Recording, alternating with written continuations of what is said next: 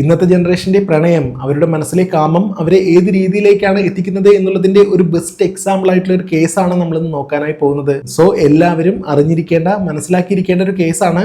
ഒരു പക്ഷേ വിശ്വസിക്കാനൊന്നും കഴിയില്ല, പക്ഷേ ഇത് സംഭവിച്ചതാണ്. ഇതാണ് ഇപ്പോഴത്തെ ലോകം. ഈ കേസ് ആരംഭിക്കുന്നത് നമ്മുടെ ഇന്ത്യയിലെ ഇൻഡോറിലെ ദ്വാരകാപുരി എന്ന പേരിലുള്ള ഒരു ഏരിയ ഉണ്ട്.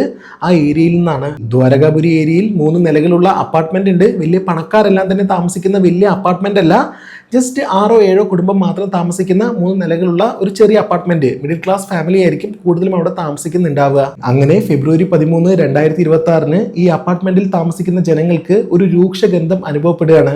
അവർ എല്ലാവരും പരസ്പരം അങ്ങോട്ടും ഇങ്ങോട്ടും സംസാരിച്ചു. എവിടെ നിന്നാണ് ഈ ദുർഗന്ധം വരുന്നതെന്ന് എല്ലാവരും ഓരോരോ ഭാഗത്തേക്ക് പോയിട്ട് നോക്കുകയാണ്. പലരും ഈ ദുർഗന്ധം ഫോളോ ചെയ്ത് ആ അപ്പാർട്ട്മെന്റിലെ പല ഭാഗത്തേക്കും പോയി നോക്കിയെങ്കിലും ഗ്രൗണ്ട് ഫ്ലോറിൽ ഒരു വീടുണ്ട്. ആ ഒരു വീട് പൂട്ടിയിരിക്കുകയാണ്. ആ വീടിന്റെ ഭാഗത്തു നിന്നാണ് ദുർഗന്ധം കൂടുതലായിട്ട് വരുന്നതെന്ന് എല്ലാവർക്കും മനസ്സിലായി. അങ്ങനെ അവിടെ കൂടിയതിലെ ഒരാള് ഈ പറയുന്ന വീടിന്റെ ഡോറിന്റെ താഴെയായിട്ട് ചെറിയൊരു വിടവുണ്ട്.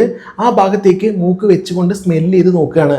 അപ്പോഴാണ് അയാൾക്ക് മനസ്സിലായത് ഈ വീട്ടിനുള്ളിൽ തന്നെയാണ് ഈ ദുർഗന്ധം ഉള്ളത്. അതിശക്തിയായിട്ട് ദുർഗന്ധം അദ്ദേഹത്തിന് ലഭിച്ചിട്ടുണ്ടായിരുന്നു. ഈ വീട്ടിൽ താമസിക്കുന്നത് കോളേജിൽ പഠിക്കുന്ന ഒരു പയ്യനാണെന്ന് അവർക്ക് എല്ലാവർക്കും അറിയാം. അവൻ 10-ാം തീയതി രാത്രിയിൽ ഈ വീട്ടിൽ നിന്നും പോയതാണ്. അതിനുശേഷം മറ്റാരും അവനെ കണ്ടിട്ടില്ല. എന്തായാലും പല വിധത്തിലുള്ള സംശയങ്ങൾ തോന്നുന്ന രീതിയിൽ ഇങ്ങനെ ദുർഗന്ധം വരുന്നത് കൊണ്ട് തന്നെ നാട്ടുകാരെ പോലീസ് സ്റ്റേഷനിലേക്ക് വിളിച്ചിട്ട് ഈ ഒരു കാര്യം പറയാണ്.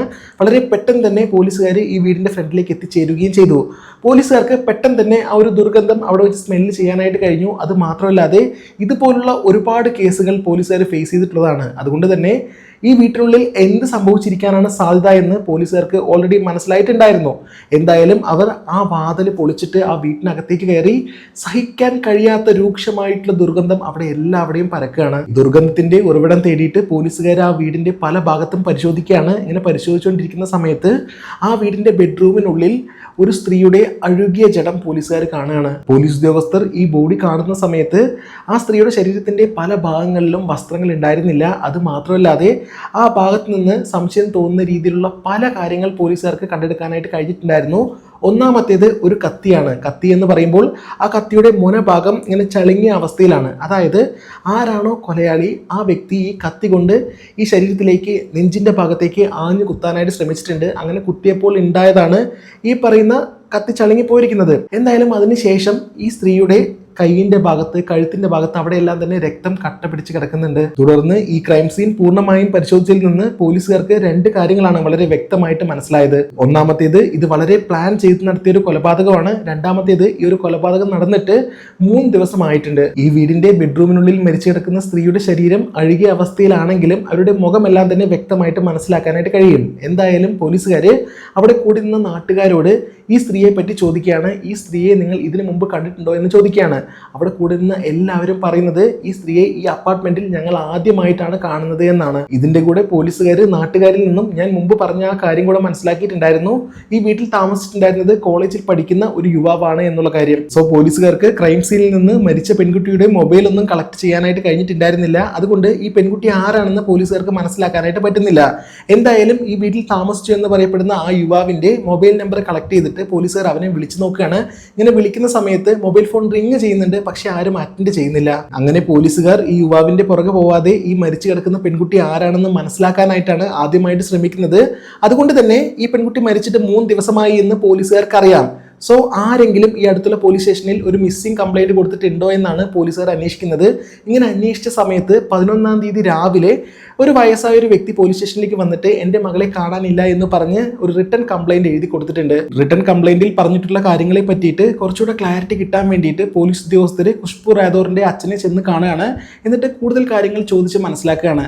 ഇങ്ങനെ ചോദിക്കുന്ന സമയത്ത് ഖുഷ്ബു റാഥോറിന്റെ അച്ഛൻ പറയുന്ന കാര്യം, എൻ്റെ മകൾ പറഞ്ഞതനുസരിച്ച് 10-ാം തീയതി രാവിലെ 10:30 എടുക്കുന്ന സമയത്ത് ഞാൻ എൻ്റെ മകളെ ടൗണിൽ ഡ്രോപ്പ് ചെയ്തു. അതിനുശേഷം ഒരു 2-2:30 ആവുന്ന സമയത്ത് എൻ്റെ മകളുടെ ഫോണിൽ നിന്നും അവളുടെ സഹോദരിയുടെ ഫോണിലേക്ക് ഒരു മെസ്സേജ് വന്നിട്ടുണ്ടായിരുന്നു. ഞാൻ ഇന്ന് കുറച്ച് സുഹൃത്തുക്കളുടെ കൂടെയാണ്, അതുകൊണ്ട് തന്നെ ഇന്ന് വരാനായിട്ട് കുറച്ച് ലേറ്റ് ആവും, നിങ്ങൾ എന്തായാലും പേടിക്കണ്ട എന്നാണ് ആ മെസ്സേജിൽ ഉണ്ടായിരുന്നത്.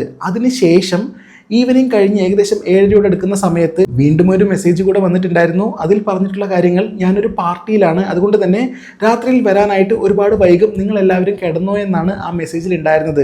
രണ്ടാമത്തെ മെസ്സേജ് കൂടെ കണ്ടപ്പോൾ ഞങ്ങൾ വീട്ടുകാരെല്ലാവരും വിചാരിച്ചു ഒരു പക്ഷേ അർദ്ധരാത്രിയോട് കൂടിയായിരിക്കും മകൾ വരിക എന്ന്. എന്നാൽ രാവിലെ എഴുന്നേറ്റിട്ടും മകളെക്കുറിച്ച് യാതൊരു അറിവുമില്ല. അങ്ങനെ വിളിച്ചു നോക്കുന്ന സമയത്ത് മൊബൈൽ ഫോൺ റിങ് ചെയ്യുന്നുണ്ട്, ആരും അറ്റൻഡ് ചെയ്യുന്നില്ല. ഇതാണ് സംഭവിച്ചത് എന്നാണ് ഖുഷ്ബു റാഥോറിന്റെ അച്ഛൻ പറയുന്നത്. അപ്പാർട്ട്മെന്റിലെ വീട്ടിനുള്ളിൽ മരിച്ചു കിടക്കുന്നത് ഖുഷ്ബു റാഥോർ ആണെന്ന് പോലീസുകാർക്ക് എല്ലാവർക്കും അറിയാം. പക്ഷേ അതൊന്ന് കൺഫേം ചെയ്യാൻ വേണ്ടിയിട്ട് റാഥോറിന്റെ അച്ഛനെ ഗവൺമെന്റ് ഹോസ്പിറ്റലിലേക്ക് പോലീസുകാർ കൂട്ടിക്കൊണ്ട് പോവാണ്. അതായത് പോസ്റ്റ്മോർട്ടം ചെയ്യാനായിട്ട് അവിടേക്കാണ് എത്തിച്ചിട്ടുണ്ടായിരുന്നത്. അങ്ങനെ ഈ അച്ഛൻ തൻ്റെ മകളുടെ ആ ഒരു മുഖം തിരിച്ചറിഞ്ഞു. അയാൾ അവിടെ വെച്ച് പൊട്ടിക്കരയാണ്. എൻ്റെ മകൾ തന്നെയാണ് ഇത് എന്ന് അദ്ദേഹം പോലീസുകാരോട് ഏറ്റുപറഞ്ഞു. MBAക്ക് പഠിക്കുന്ന ഖുഷ്ബു റാഥോർ എന്തിനു വേണ്ടിയിട്ടാണ് ആ അപ്പാർട്ട്മെൻറ്റിലെ ആ വീട്ടിനുള്ളിലേക്ക് പോയത്? ആ വീട്ടിൽ താമസിക്കുന്ന വ്യക്തിയും ഖുഷ്ബു റാഥോറും തമ്മിൽ എന്താണ് ബന്ധം? യഥാർത്ഥത്തിൽ ഖുഷ്ബു റാഥോറിന് എന്താണ് സംഭവിച്ചത്? മനുഷ്യ മനസാക്ഷി ഞെട്ടിക്കുന്ന ഈ കേസിലെ കൂടുതൽ കാര്യങ്ങൾ അറിയുന്നതിന് മുമ്പായിട്ട് ഒരു കാര്യം പറഞ്ഞോട്ടെ. എൻ്റെ വീഡിയോസ് നിങ്ങൾക്ക് ഇഷ്ടമാണെങ്കിൽ ഒന്ന് ലൈക്ക് ചെയ്യണേ. അതുപോലെ ഇതുപോലുള്ള റിയൽ ക്രൈം സ്റ്റോറീസ് അറിയാൻ താല്പര്യമുണ്ടെങ്കിൽ എൻ്റെ ചാനലും സബ്സ്ക്രൈബ് ചെയ്ത് വെക്കണേ. അതെനിക്ക് വലിയൊരു ഹെൽപ്പായിരിക്കും. ഖുഷ്ബു മരിച്ചു കിടക്കുന്ന ആ അപ്പാർട്ട്മെൻറ്റിൽ താമസിക്കുന്ന വ്യക്തിയുടെ പേര് പീയൂഷ് എന്നാണ്. പീയൂഷിന് 25 വയസ്സാണ് പ്രായം.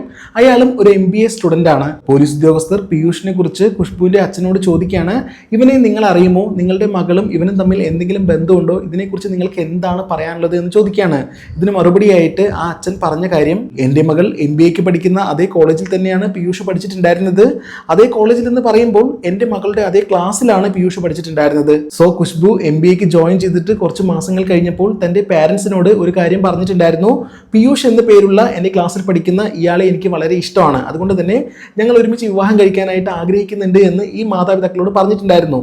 ഇത് കേട്ടപ്പോൾ ആ പാരൻസിൻ്റെ ഒരു തിങ്കിങ് എന്ന് പറയുന്നത്, മകൾക്ക് ഇഷ്ടമുള്ള ആളല്ലേ, കുഴപ്പമൊന്നുമില്ല, പക്ഷേ രണ്ടുപേരും നന്നായി പഠിക്കുക, നല്ലൊരു ജോലി സമ്പാദിക്കുക, അതിനുശേഷം നിങ്ങൾക്ക് നിങ്ങളുടെ ഇഷ്ടത്തിനനുസരിച്ച് വിവാഹം എല്ലാം തന്നെ നടത്തി തരാമെന്നാണ് ഖുഷ്ബുവിന്റെ മാതാപിതാക്കൾ അപ്പോൾ അവളോട് പറഞ്ഞിട്ടുണ്ടായിരുന്നത്. പക്ഷേ ഇതേ സമയം പീയൂഷിന്റെ ഫാമിലിയിൽ ഈ ഒരു കാര്യം പറഞ്ഞിട്ടുണ്ടായിരുന്നു. പക്ഷേ ആ ഫാമിലി ഇതിനെ അതിശക്തമായിട്ട് എതിർത്തു. ഒരിക്കലും ഇതിനെ സമ്മതിക്കില്ല എന്നാണ് പീയൂഷിന്റെ ഫാമിലി പറഞ്ഞിട്ടുണ്ടായിരുന്നത്. ഈ ഒരു കാര്യവും എൻ്റെ മകൾ എന്നോട് വന്ന് പറഞ്ഞിട്ടുണ്ടായിരുന്നു. ഇത് കേട്ടപ്പോൾ ഞാൻ പറഞ്ഞത്, കുറച്ച് വർഷം കൂടെ കഴിയട്ടെ, നിങ്ങൾ നന്നായി പഠിക്കുക, നല്ല ജോലി കിട്ടിക്കഴിയുന്ന സമയത്ത് ഒരു പക്ഷേ ഇതെല്ലാം ശരിയാവും എന്ന് പറഞ്ഞിട്ട് ഞാൻ എൻ്റെ മകളെ സമാധാനിപ്പിച്ച് വിടുക മാത്രമാണ് ചെയ്തത് എന്നാണ് ഖുഷ്ബുവിന്റെ അച്ഛൻ പറയുന്നത്. ഖുഷ്ബുവിനെ കുറിച്ചും പീയൂഷിനെ കുറിച്ചും ഇത്രയും കാര്യങ്ങൾ മനസ്സിലാക്കിയ പോലീസുകാര് അടുത്തതായിട്ട് ചെക്ക് ചെയ്യുന്നത് പീയൂഷിന്റെ ടവർ ലൊക്കേഷൻ എവിടെയാണ് എന്നതാണ്. സാധാരണയായിട്ട് ആരാണോ കൊലയാളി അയാൾ വിക്ടിമിന്റെ ഫോൺ എടുത്തുകൊണ്ട് പോവുകയാണെങ്കിൽ സ്വാഭാവികമായിട്ടും ആ ഒരു ഫോൺ സ്വിച്ച് ഓഫ് ചെയ്യുകയാണ് പതിവ്. എന്നാൽ ഇവിടെ പീയൂഷ് ആ ഒരു ഫോൺ ഓണാക്കി വെച്ചിട്ടുണ്ട്. അതായത് സ്വിച്ച് ഓഫ് ഒന്നും ചെയ്യാനായിട്ട് ശ്രമിക്കുന്നില്ല. അതുകൊണ്ട് തന്നെ പോലീസുകാർക്ക് ടവർ ലൊക്കേഷൻ ലഭിക്കാനായിട്ട് അധികം പ്രയാസമില്ല. അങ്ങനെ ആ ഒരു ട്രാക്ക് ചെയ്ത് നോക്കുന്ന സമയത്ത് മുംബൈയിലാണ് ടവർ ലൊക്കേഷൻ കാണിക്കുന്നത്. പോലീസ് ഉദ്യോഗസ്ഥർ ഉടൻ തന്നെ മുംബൈ പോലീസിനെ കോൺടാക്ട് ചെയ്തിട്ട് ഇന്ന ലൊക്കേഷനിൽ ഒരു പ്രതിയുണ്ട്, ഒന്ന് പോയി അറസ്റ്റ് ചെയ്യണം എന്ന് പറയാണ്. മുംബൈ പോലീസ് ഉടൻ തന്നെ ആ സ്ഥലത്തേക്ക് പോയിട്ട് പീയൂഷിനെ അറസ്റ്റ് ചെയ്യുകയും ചെയ്തു. ഇതേ സമയത്ത് പോലീസുകാർക്ക് മറ്റൊരു കാര്യം കൂടെ മനസ്സിലാക്കാനായിട്ട് കഴിഞ്ഞിട്ടുണ്ടായിരുന്നു. അതായത് ഖുഷ്ബുവിൻ്റെയും പീയൂഷിൻ്റെയും മോശമായിട്ടുള്ള കാര്യങ്ങൾ ചെയ്യുന്ന വീഡിയോ ഇവർ പഠിക്കുന്ന MBA സ്റ്റുഡൻസ് എല്ലാം തന്നെയുള്ള ഒരു വാട്സപ്പ് ഗ്രൂപ്പ് ഉണ്ട്. ആ ഒരു വാട്സപ്പ് ഗ്രൂപ്പിലേക്ക് ഷെയർ ആയിട്ടുണ്ട്. ഒരുപാട് ആളുകൾ ഇത് കണ്ടിട്ടുണ്ട്. ഇതുകൂടെ മനസ്സിലാക്കിയപ്പോൾ പോലീസുകാർക്ക് ഈ കേസിൽ എന്താണ് സംഭവിച്ചത് എന്ന് യാതൊന്നും ഊഹിക്കാനായിട്ട് കഴിയുന്നില്ല. എന്തായാലും ഇനി എന്തെങ്കിലും അറിയണമെങ്കിൽ മുംബൈ പോലീസ് അറസ്റ്റ് ചെയ്ത പീയൂഷിനെ പോലീസുകാർ ചോദ്യം ചെയ്യണം. അങ്ങനെ പീയൂഷിനെ പോലീസ് ഉദ്യോഗസ്ഥർ ചോദ്യം ചെയ്യുകയാണ്. പീയൂഷിനെ പോലീസ് ഉദ്യോഗസ്ഥർ മുംബൈയിൽ നിന്നും ഇൻഡോറിലേക്ക് ചോദ്യം ചെയ്യാനായിട്ട് കൊണ്ടുവരുന്ന ആ സമയത്ത് ഈ പറയുന്ന അപ്പാർട്ട്മെന്റിന്റെ ഭാഗത്തുള്ള CCTV വിഷ്വൽസ് എല്ലാം തന്നെ പോലീസുകാർ പരിശോധിച്ചിട്ടുണ്ടായിരുന്നു. ഇങ്ങനെ പരിശോധിച്ചതിൽ നിന്നും പോലീസുകാർക്ക് ഓൾറെഡി വ്യക്തമായിട്ടുണ്ട് പീയൂഷ് തന്നെയാണ് എല്ലാത്തിനും പുറകിലെന്ന്. കാര്യം മറ്റൊന്നുമല്ല, 10-ാം തീയതി ഉച്ചയോടുകൂടി ഖുഷ്ബു റാഥോറും പീയൂഷും ചില സാധനങ്ങൾ മേടിച്ചിട്ട് പീയൂഷിന്റെ അപ്പാർട്ട്മെന്റിന്റെ ഭാഗത്തേക്ക് നടന്നു പോകുന്നതിന്റെ CCTV വിഷ്വൽസ് ഉണ്ട്. അത് മാത്രമല്ലാതെ ഏകദേശം 2:30 കഴിഞ്ഞിട്ട് പീയൂഷ് മാത്രം ആ അപ്പാർട്ട്മെന്റിനുള്ളിൽ നിന്നും വെളിയിലേക്ക് മറ്റൊരു സാധനം മേടിക്കാൻ വേണ്ടി പോകുന്നതിന്റെ വിഷ്വൽസും ഉണ്ട്. അത് കഴിഞ്ഞ് പീയൂഷ് വീണ്ടും ഈ അപ്പാർട്ട്മെന്റിന്റെ ഭാഗത്തേക്ക് തന്നെ പോകുന്നുണ്ട്. പക്ഷേ എത്രയൊക്കെ സമയം കഴിഞ്ഞിട്ടും ഖുഷ്ബു മാത്രം ഈ അപ്പാർട്ട്മെന്റിനുള്ളിൽ നിന്നും വെളിയിലേക്ക് വരുന്നില്ല. അതിന്റെ വിഷ്വൽസ് യാതൊന്നുമില്ല. എന്നാൽ രാത്രിയോടുകൂടി പീയൂഷ് തന്റെ വലിയ ബാഗെല്ലാം തന്നെ എടുത്ത് വീട് താക്കോല് കൊണ്ട് പൂട്ടിയിട്ട് വെളിയിലേക്ക് പോകുന്നതിന്റെ അവസാന വിഷ്വൽസ് പോലും ഉണ്ട്. ഈ വിഷ്വൽസിൽ നിന്ന് 2 കാര്യങ്ങളാണ് പോലീസുകാർക്ക് വ്യക്തമായിട്ട് മനസ്സിലാക്കാനായിട്ട് കഴിഞ്ഞത്. ഒന്നാമത്തേത് പീയൂഷ് തന്നെയാണ് ഈ ഒരു കൊലപാതകത്തിന് പുറകിൽ. രണ്ടാമത്തേത് 2 മണിക്കും അതുപോലെ തന്നെ 7 മണിക്കും ഇടയിലാണ് ഈ ഒരു കൊലപാതകം നടന്നിരിക്കുന്നത്. ഫൈനലി പീയൂഷ് തന്നെയാണ് എല്ലാത്തിനും പുറകിലെന്ന് മനസ്സിലാക്കിയ പോലീസ് ഉദ്യോഗസ്ഥർ പീയൂഷിനെ പോലീസ് സ്റ്റേഷനിൽ വെച്ച് ചോദ്യം ചെയ്യാണ്. ഇങ്ങനെ ചോദ്യം ചെയ്യുന്ന സമയത്ത് പീയൂഷ് ഞാനല്ല, എനിക്കിതിനെക്കുറിച്ച് അറിയില്ല എന്നൊന്നും തന്നെ പറഞ്ഞില്ല. അയാൾ ആദ്യം തന്നെ പറഞ്ഞു, ഞാൻ തന്നെയാണ് ഖുഷ്ബു റാഥോറിനെ കൊലപ്പെടുത്തിയത് എന്ന്. അത് മാത്രമല്ല അയാൾ മറ്റൊരു കാര്യം കൂടെ പറഞ്ഞിട്ടുണ്ടായിരുന്നു, എനിക്കിതിനെക്കുറിച്ച് വളരെ ഡീറ്റെയിൽ ആയിട്ട് ഓരോരോ കാര്യങ്ങൾ വിശദീകരിച്ച് പറഞ്ഞു തരാനൊന്നും കഴിയില്ല, ഇതിന് മറിച്ച് ഞാൻ ഒരു ബുക്കിൽ കുറച്ച് കാര്യങ്ങൾ നിങ്ങൾക്ക് എഴുതിത്തരാമെന്ന് പറഞ്ഞിട്ട് പോലീസുകാരുടെ മുമ്പാകെ ഒരു ബുക്കിൽ കുറേ കാര്യങ്ങൾ എഴുതി കൊടുക്കുകയാണ്. ആ കാര്യങ്ങളാണ് നിങ്ങളിപ്പോൾ കാണുന്നത്. സത്യത്തിൽ ഈ കേസിനെ ബേസ് ചെയ്ത് നോക്കുന്ന സമയത്ത് ഇതിൽ ആരാണ് പ്രതി എന്നത് നമ്മളെ വലുതായിട്ട് ആശ്ചര്യപ്പെടുത്തുന്ന ഒരു കാര്യമൊന്നുമല്ല. എന്നാൽ എന്തിനു വേണ്ടിയാണ് ഈ പ്രതി ഈ കൃത്യം ചെയ്തത് എന്നത് നമ്മളെ എല്ലാവരെയും അമ്പരപ്പിക്കുന്ന ഒരു കാര്യമാണ്. എന്തിനേറെ പറയുന്നു, പോലീസുകാരെ പോലും ഭയപ്പെടുത്തിയൊരു കാര്യമാണ്. പീയൂഷ് എന്ന പേരുള്ള ഈ പ്രതിക്ക് ചില പ്രത്യേകതകളുണ്ട്. പോലീസുകാർ ഇയാളെ പിടിക്കുന്ന സമയത്ത് അയാൾക്ക് യാതൊരു പേടിയും ഉണ്ടായിരുന്നില്ല, യാതൊരു ഭാവ വ്യത്യാസം ഉണ്ടായിരുന്നില്ല. വളരെ കൂളായിട്ടാണ് അയാളെല്ലാം സംസാരിച്ചുകൊണ്ടിരുന്നത്. അത് മാത്രമല്ലാതെ പോലീസ് സ്റ്റേഷനിലേക്ക് കൊണ്ടുവന്നിട്ട് ചോദ്യം ചെയ്യാനായിട്ട് നിൽക്കുന്ന ആ സമയത്ത് വളരെ പോപ്പുലർ ആയിട്ടുള്ളൊരു കേസാണ്. എല്ലാവരും ഈ കേസിനെ കുറിച്ച് അറിഞ്ഞ് മാധ്യമപ്രവർത്തകർ എല്ലാവരും ആ ഭാഗത്തേക്ക് വന്നിട്ട് ഇയാളെ ചോദ്യം ചെയ്തിട്ടുണ്ടായിരുന്നു.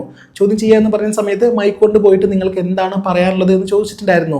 ഇതിന് വളരെ കൂളായിട്ടാണ് പീയൂഷ് മറുപടി പറയുന്നത്. സംഭവിച്ചതെല്ലാം സംഭവിച്ചില്ലേ, ഇനിയിപ്പോൾ എന്താണ് ഇത്ര പറയാനുള്ളത് എന്ന രീതിയിലാണ് മാധ്യമ പ്രവർത്തകരോട് പോലും അയാൾ സംസാരിക്കുന്നത്. ചെയ്ത തെറ്റിനോട് കുറ്റബോധമില്ലാത്ത മനുഷ്യരാണ് ഏറ്റവും അപകടകാരികൾ എന്ന് പറയില്ലേ, അത്തരത്തിലൊരു അപകടകാരിയാണ് പീയൂഷ്. ഓക്കെ, എന്തായാലും പോലീസിനോട് പീയൂഷ് ഏറ്റു പറഞ്ഞ ആ ഭയപ്പെടുത്തുന്ന കാര്യങ്ങൾ ഇതാണ്. MBA പഠിക്കാനായിട്ട് ഞാൻ എൻ്റെ ക്ലാസ്സിലേക്ക് എത്തുന്ന സമയത്താണ് ആദ്യമായിട്ട് ഖുഷ്ബു റാഥോറിനെ നേരിട്ട് കാണുന്നത്. ഞങ്ങൾ രണ്ടുപേരും സംസാരിച്ചു, ഇടപഴകി, നല്ല സുഹൃത്തുക്കളായി. അതിനുശേഷം ഞങ്ങൾ രണ്ടുപേരും പ്രണയിക്കാൻ ആരംഭിക്കുകയും ചെയ്തു. ഞങ്ങൾ രണ്ടുപേർക്കും പ്രണയമാണ് എന്ന് അറിഞ്ഞ ശേഷം എൻ്റെ ക്ലാസ്സിലെയും എൻ്റെ കോളേജിലെയും എല്ലാവർക്കും ഞങ്ങളോട് അസൂയായിരുന്നു. പീയൂഷിന് ഇത്രയും ഭംഗിയുള്ളൊരു പെൺകുട്ടിയെ ലഭിച്ചോ എന്ന് എല്ലാവർക്കും എന്നെ നോക്കിയിട്ട് വലിയ രീതിയിലുള്ള അസൂയ ഉണ്ടായിരുന്നു എന്നാണ് പീയൂഷ് പോലീസിനോട് പറയുന്നത്. ബാക്കിയുള്ള എല്ലാവർക്കും കടുത്ത രീതിയിൽ അസൂയുള്ളത് കൊണ്ട് തന്നെ എല്ലാവരും ഞങ്ങളുടെ ഈ പ്രണയത്തെ പിരിക്കാനായിട്ട് പല രീതിയിൽ ശ്രമിച്ചിട്ടുണ്ടായിരുന്നു. പക്ഷേ ഞങ്ങളുടേത് അഗാഢമായ പ്രണയമായിരുന്നു. അതുകൊണ്ട് തന്നെ ആർക്കും പിരിക്കാനായിട്ട് കഴിഞ്ഞിട്ടുണ്ടായിരുന്നില്ല. സാഹചര്യങ്ങൾ ഈ രീതിയിൽ മുന്നോട്ട് പോയിക്കൊണ്ടിരിക്കുന്ന സമയത്ത് ഒരു ദിവസം ഞാൻ ഖുഷ്ബുവിനോട് പറഞ്ഞു, എത്രയും പെട്ടെന്ന് എനിക്ക് നിന്നെ വിവാഹം കഴിക്കണമെന്ന്. കാര്യം ചുറ്റുമെല്ലാം തന്നെ അസൂയാലുക്കളാണ്, അതുകൊണ്ട് അവർ എന്തും ചെയ്യും. അതുകൊണ്ട് എത്രയും പെട്ടെന്ന് നിന്നെ വിവാഹം കഴിക്കണമെന്ന് ഞാൻ പറഞ്ഞിട്ടുണ്ടായിരുന്നു അവളോട്. പക്ഷേ അവൾ ഇതിനെ അതിശക്തമായിട്ട് എതിർത്തു. ആദ്യം നമുക്ക് നന്നായിട്ട് പഠിക്കാം, അതിനുശേഷം നല്ലൊരു ജോലി മേടിക്കാം, ഇതെല്ലാം കഴിഞ്ഞിട്ട് വിവാഹത്തെക്കുറിച്ച് ആലോചിച്ചാൽ മതിയെന്നാണ് അവൾ എന്നോട് പറഞ്ഞിട്ടുണ്ടായിരുന്നത്. ഈ ഒരു കാര്യത്തെ ചൊല്ലിയിട്ട് ഒരുപാട് ദിവസം ഞങ്ങൾ രണ്ടുപേരും തമ്മിൽ വഴക്കുണ്ടായിരുന്നു. അങ്ങനെ അവസാനം അവളെ സമാധാനിപ്പിച്ചിട്ട് ഞാൻ ഒരു കാര്യം കൂടെ അവളോട് പറഞ്ഞിട്ടുണ്ടായിരുന്നു. എൻ്റെ ഒരു സമാധാനത്തിന് വേണ്ടിയിട്ട് നമ്മൾക്ക് രണ്ടുപേർക്കും മാത്രമായിട്ട് ഒന്ന് വിവാഹം കഴിക്കാമെന്ന് പറയുകയാണ്. അങ്ങനെ ഞാൻ അവളെയും കൂട്ടിയിട്ട് എൻ്റെ വീടിൻ്റെ ഭാഗത്തേക്ക് കൊണ്ടുവന്നിട്ട് ഞങ്ങൾ രണ്ടുപേരും താലിയൊക്കെ കെട്ടിയിട്ട് വിവാഹം കഴിച്ച പോലെ ഞങ്ങൾ രണ്ടുപേരും നിന്നിട്ടുണ്ടായിരുന്നു എന്ന് ഒരു കഥ ഇവൻ പോലീസുകാരോട് ഈ സമയത്ത് പറഞ്ഞിട്ടുണ്ട്. ഈ കഥയിൽ എത്രമാത്രം സത്യമുണ്ട് എന്നറിയില്ല, കാര്യം ഇത് ഇവർക്ക് രണ്ടുപേർക്കും മാത്രം അറിയുന്ന ഒരു കാര്യമാണ്. സോ അങ്ങനെ പ്രണയം മുന്നോട്ട് പോയിക്കൊണ്ടിരിക്കുന്ന സമയത്ത് ഖുഷ്ബു തൻ്റെ മാതാപിതാക്കളോട് പറയാണ്, എനിക്ക് ഇന്നയാളെ പീയൂഷിനെ എനിക്ക് ഇഷ്ടമാണ് എന്ന്. അങ്ങനെ ഖുഷ്ബുവിൻ്റെ മാതാപിതാക്കൾ അത് സമ്മതിക്കുകയും ചെയ്തു. നിങ്ങൾ പഠിച്ചു കഴിഞ്ഞ ശേഷം വിവാഹം കഴിച്ചോളൂ എന്ന് സമ്മതം കൊടുക്കുകയാണ്. ഇവിടെ പീയൂഷ് നേരെ തൻ്റെ മാതാപിതാക്കളോട് ഇതിനെക്കുറിച്ച് പറയുന്ന സമയത്ത് പീയൂഷിൻ്റെ മാതാപിതാക്കൾ ഇത് സമ്മതിക്കുന്നില്ല. ഫൈനലി പീയൂഷിന് ഒരു കാര്യം വ്യക്തമായി, എൻ്റെ അച്ഛൻ്റെയും അമ്മയുടെയും പൂർണ്ണ സമ്മതത്തോടു കൂടി എനിക്കൊരിക്കലും ഖുഷ്ബുവിനെ വിവാഹം കഴിക്കാനായിട്ട് കഴിയില്ല. അതുകൊണ്ട് എൻ്റെ വീട്ടിൽ നിന്നും ഞാൻ വെളിയിലേക്ക് വന്നിട്ട്, വീട് ഉപേക്ഷിച്ചിട്ട് വന്നിട്ട് ഖുഷ്ബുവിനെ വിവാഹം കഴിക്കാമെന്ന് ഇവൻ തീരുമാനിക്കുകയാണ്. ഇതിനു വേണ്ടിയിട്ട് ഖുഷ്ബുവിനെ നിർബന്ധിക്കുകയാണ്. പക്ഷേ ഇത് കേട്ടപ്പോൾ ഖുഷ്ബുവിന് അതൊട്ടും അക്സെപ്റ്റ് ചെയ്യാനായിട്ട് കഴിയുന്നില്ല. ഒരിക്കലും നീ ഇപ്പോൾ ഇങ്ങനെയുള്ള പൊട്ടത്തരമൊന്നും ചെയ്യരുത്, നന്നായിട്ട് പഠിക്കുക, നല്ല ജോലി മേടിക്കുക, അതിനുശേഷം നമുക്ക് ബാക്കിയുള്ളതെല്ലാം തന്നെ ചിന്തിക്കാമെന്നാണ് ഖുഷ്ബു വീണ്ടും വീണ്ടും ആവർത്തിച്ച് പറയുന്നത്. എത്രയൊക്കെ പറഞ്ഞിട്ടും ഖുഷ്ബു ഇങ്ങനൊരു കാര്യം സമ്മതിക്കുന്നില്ല എന്നായപ്പോൾ ഇവിടെ പീയൂഷിന് ഖുഷ്ബുവിൻ്റെ മേൽ ഒരു സംശയം തോന്നുകയാണ്. ഒരു പക്ഷേ ഇവൾക്ക് മറ്റാരെങ്കിലും ഉണ്ടാവുമോ, അത് മാത്രമല്ലാതെ എന്നെ കൂടാതെ വേറെ ആരോടെങ്കിലും പെട്ടെന്ന് ഇഷ്ടം തോന്നിയിട്ടുണ്ടാവുമോ എന്നൊരു സംശയം പീയൂഷിൻ്റെ മനസ്സിൽ ഇവിടെ നിന്ന് അങ്ങോട്ട് തോന്നാനായി തുടങ്ങി. ഇവിടെ പീയൂഷിൻ്റെ മനസ്സിൽ ഇങ്ങനൊരു സംശയം ഉള്ളത് കൊണ്ട് തന്നെ ഖുഷ്ബു ആരോടെങ്കിലും ഫോണിൽ സംസാരിച്ചു കഴിഞ്ഞാൽ, അതല്ലെങ്കിൽ ഒന്ന് മാറി നിന്നിട്ട് ഫോണിൽ സംസാരിച്ചു കഴിഞ്ഞാൽ പീയൂഷ് സംശയമാണ്, മറ്റാരോടുമാണ് അവൾ സംസാരിക്കുന്നത് എന്നൊരു തോന്നൽ ഇവനിലേക്ക് വരികയാണ്. പൊസസീവ്നെസ് എന്ന് പറയുന്നത് എല്ലാ മനുഷ്യർക്കും ഉള്ളതാണ്, പക്ഷേ അതൊരളവിൽ കൂടാനായിട്ട് പാടില്ല. ഇവിടെ പീയൂഷിൻ്റെ കാര്യം വെച്ച് നോക്കുകയാണെങ്കിൽ അവൻ്റെ മനസ്സിൽ ഓൾറെഡി ഒരു വലിയൊരു സംശയമുണ്ട്. അതുകൊണ്ട് തന്നെ ഇത് വളരെ മോശമായ രീതിയിലേക്ക് മാറുകയാണ്. ഇവിടെ പീയൂഷ് വളരെ ഇൻസെക്യൂർ ആയിട്ട് ഫീൽ ചെയ്യാണ്. എനിക്ക് നല്ല ഭംഗിയുള്ളൊരു പെണ്ണിനെയാണ് ലഭിച്ചിരിക്കുന്നത്, അവൾ ഏത് സമയം വേണമെങ്കിലും എന്നെ വിട്ടു പോവാം, എനിക്ക് കുറച്ച് ഭംഗി കുറവാണ്, അത് മാത്രമല്ലാതെ അവളെ കണ്ട് എല്ലാവരും അത്ഭുതപ്പെടുകയാണ്, നല്ല ഭംഗിയുള്ള വേറെ ആളുകളുണ്ട്, ഇങ്ങനെയെല്ലാം തന്നെ പല രീതിയിൽ ചിന്തിച്ചു കൂട്ടിയിട്ട് മനസ്സിനെ വേറൊരു രീതിയിലേക്ക് ആക്കി വെക്കുകയാണ്. ഈ കാലഘട്ടത്ത് ഇതുപോലുള്ള സംശയം തോന്നിക്കഴിഞ്ഞാൽ അവർ ചെയ്യുന്ന ഒരു കാര്യം എന്ന് പറയുന്നത് മൊബൈൽ ഫോൺ ഹാക്ക് ചെയ്യുക എന്നതാണ്. കാര്യം മൊബൈൽ ഫോണിലെ കാര്യങ്ങളെല്ലാം തന്നെ മനസ്സിലാക്കിയാൽ അവർക്ക് എന്തെങ്കിലും തെറ്റായ ബന്ധമുണ്ടോ എന്ന് എളുപ്പത്തിൽ കണ്ടുപിടിക്കാനായിട്ട് കഴിയും. അങ്ങനെ പീയൂഷ് ഖുഷ്ബുവിൻ്റെ ഫോൺ ഹാക്ക് ചെയ്യുകയാണ്. ഏകദേശം 3 ആഴ്ചയോളം ഹാക്ക് ചെയ്തിട്ട് അതിലെ കാര്യങ്ങളെല്ലാം തന്നെ മനസ്സിലാക്കുകയാണ്.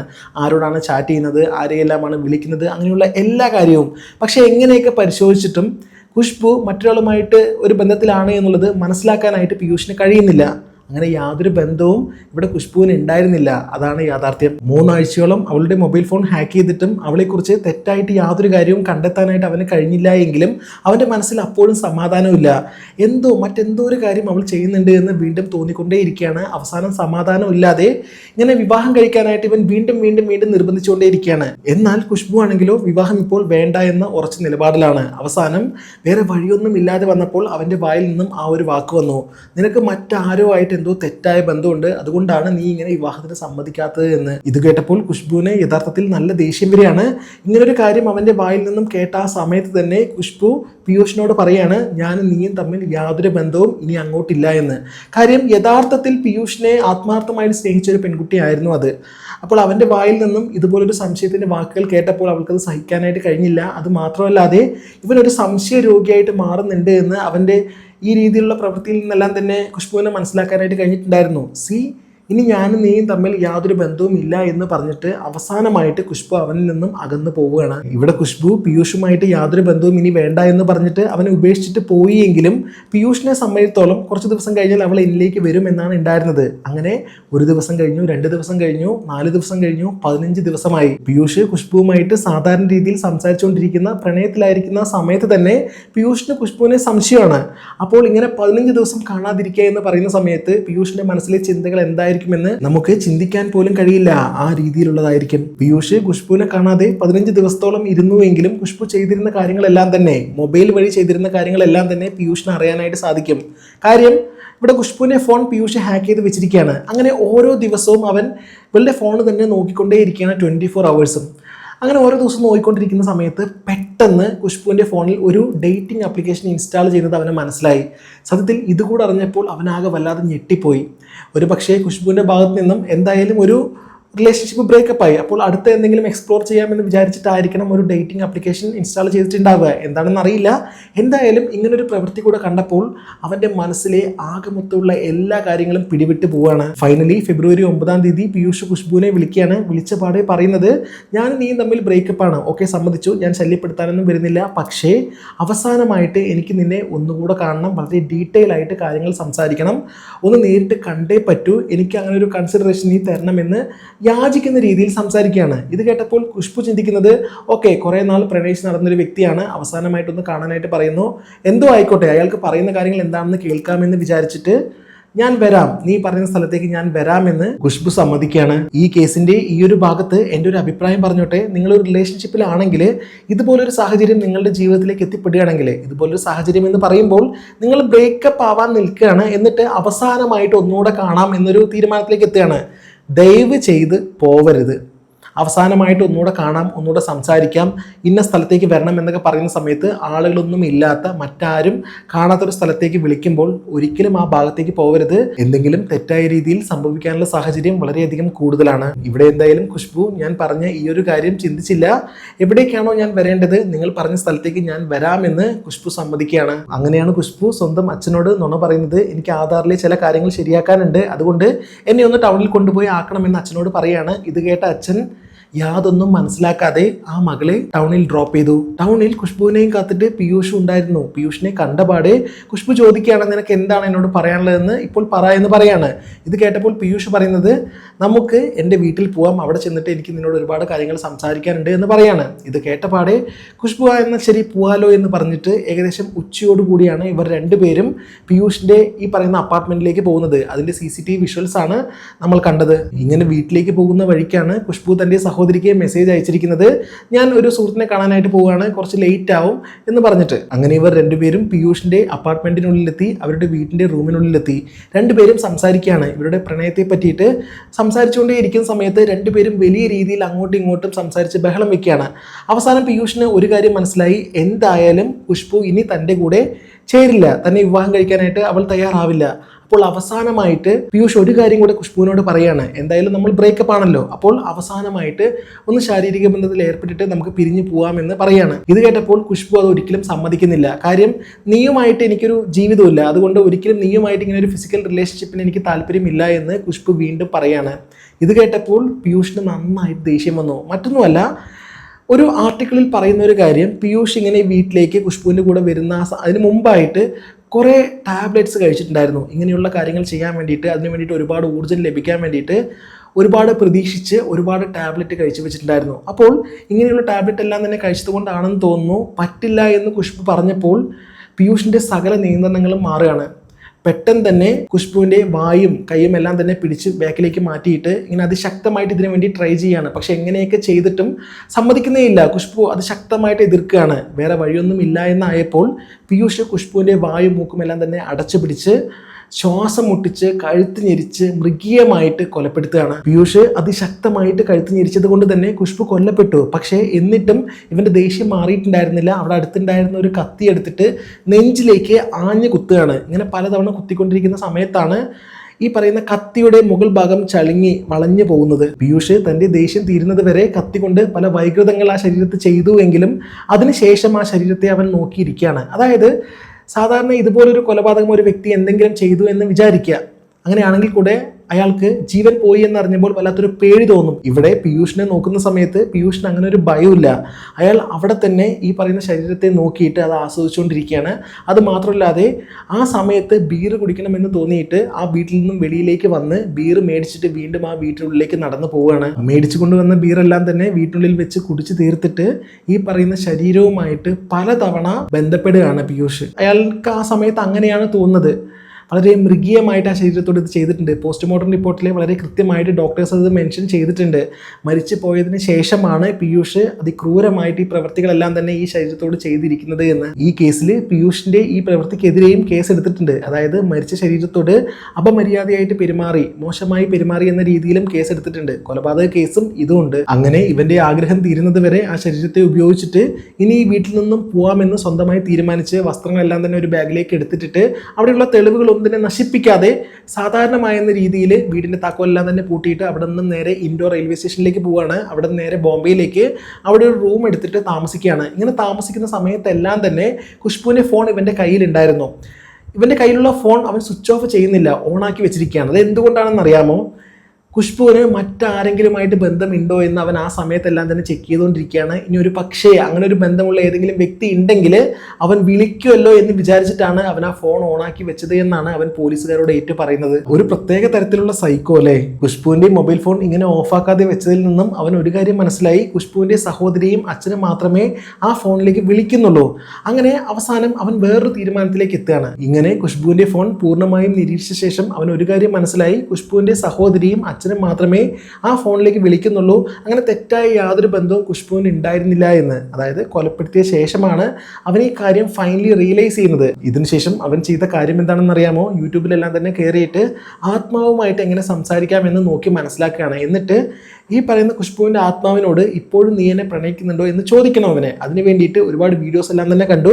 എന്നിട്ട് ഇതിന് വേണ്ടിയിട്ട് ട്രൈ ചെയ്യാണ്. പക്ഷെ എങ്ങനെയൊക്കെ ട്രൈ ചെയ്തിട്ടും ആത്മാവുമായിട്ട് സംസാരിക്കാനായിട്ട് ഇവനെ കഴിയുന്നില്ല. ആത്മാവുമായിട്ട് സംസാരിക്കാൻ കഴിയാതെ ഇനി എന്താണ് ചെയ്യുക എന്ന് ഇവൻ ആലോചിച്ചുകൊണ്ടിരിക്കുന്ന സമയത്താണ് പോലീസുകാർ ഇവനെ വന്ന് അറസ്റ്റ് ചെയ്യുന്നത്. ഇവനെ അറസ്റ്റ് ചെയ്യുന്ന സമയത്ത് ഇവൻ്റെ റൂമിൽ പോലീസുകാർ പോയി നോക്കുന്ന സമയത്ത് അവിടെ ഈ പറയുന്ന പോലുള്ള പ്രത്യേകതരം ചന്ദനത്തിരിയും പിന്നെ മെഴുകുതിരിയും അങ്ങനെയുള്ള എന്തൊക്കെയോ കാര്യങ്ങളൊക്കെ ഉണ്ടായിരുന്നു. ഏതോ ഒരു ചാനൽ നോക്കിയിട്ട് അതേപോലെ ചെയ്യാനായിട്ട് ശ്രമിച്ചതാണ് അവൻ. ഇനി ഇവൻ എന്തിനു വേണ്ടിയാണ് ഖുഷ്ബുവുമായിട്ടുള്ള മോശമായിട്ടുള്ള ഫോട്ടോസും വീഡിയോസും എല്ലാം തന്നെ ഈ വാട്സപ്പ് ഗ്രൂപ്പിലേക്ക് അയച്ചത് എന്ന് ചോദിച്ചു കഴിഞ്ഞാൽ ഖുഷ്ബുവിനെ കുറിച്ച് എല്ലാവർക്കും ഒരു തെറ്റായ ധാരണ വരാൻ വേണ്ടിയിട്ട്. അതായത് ഖുഷ്ബു മോശമായിട്ടൊരു സ്ത്രീയാണ്, പിന്നെ ഈ പറയുന്ന പീയൂഷുമായിട്ട് അവൾക്ക് ബന്ധമുണ്ട്, അതുകൊണ്ട് ഇനി അവളെ നോക്കണ്ട എന്ന് എല്ലാവരും വിചാരിക്കണം.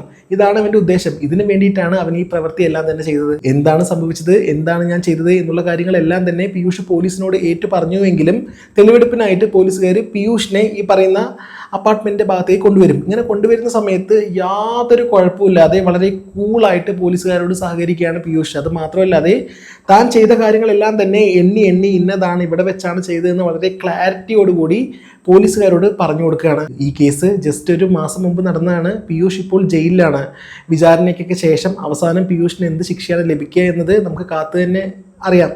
എന്തായാലും ജീവപര്യന്തം ശിക്ഷ ലഭിക്കുമെന്ന് തന്നെയാണ് എല്ലാവരും പ്രതീക്ഷിക്കുന്നത്. അത് കിട്ടുമോ ഇല്ലയോ എന്ന് കണ്ടു തന്നെ അറിയണം. എനിക്ക് ഈ കേസുമായി ബന്ധപ്പെട്ട് പറയാനുള്ളൊരു കാര്യം, ഇവൻ ഇനി ഒരു പക്ഷേ പീയൂഷ് ഖുഷ്ബുവിനെ വിവാഹം കഴിച്ചു എന്ന് വിചാരിക്കുക, അങ്ങനെയാണെങ്കിൽ കൂടിയും ഖുഷ്ബുവിൻ്റെ അവസ്ഥ ഇത് തന്നെയായിരിക്കും. കാരണം അവൻ്റെ മനസ്സ് അങ്ങനത്തെ ഒരു മനസ്സാണ്, വല്ലാത്തൊരു സംശയ രോഗിയാണ്. അതുകൊണ്ട് തന്നെ വിവാഹം കഴിഞ്ഞാലും അവൻ വീണ്ടും ഇതെല്ലാം തന്നെ വീണ്ടും വീണ്ടും ചിന്തിച്ച് ഇതല്ലെങ്കിൽ മറ്റൊരു ക്രൂരമായ രീതിയിൽ ഖുഷ്ബുവിനെ അവൻ ഇല്ലാതാക്കും. അപ്പോൾ അവസാനമായിട്ട് ഞാൻ വീണ്ടും പറയുന്നു, ഭാര്യയും ഭർത്താവുമാണെങ്കിലും ഇനിയല്ല കാമുകന്മാരാണെങ്കിലും ഇതുപോലെ ഒരു ബ്രേക്കപ്പ് ആയ ശേഷം അവസാനമായിട്ട് ഒന്നുകൂടെ കാണാമെന്ന് പറഞ്ഞിട്ട് ആരെങ്കിലും വിളിക്കുകയാണെങ്കിൽ, അതും മറ്റാരും ഇല്ലാത്ത തനിച്ചൊരു സ്ഥലത്തേക്ക് വിളിക്കുകയാണെങ്കിൽ ദയവ് ചെയ്ത് പോകരുത്. അങ്ങനെ പോയി കഴിഞ്ഞാൽ ഇതുപോലെ എന്തെങ്കിലുമൊക്കെ നടക്കും. അതിനുള്ള സാധ്യത 90% കൂടുതലാണ്.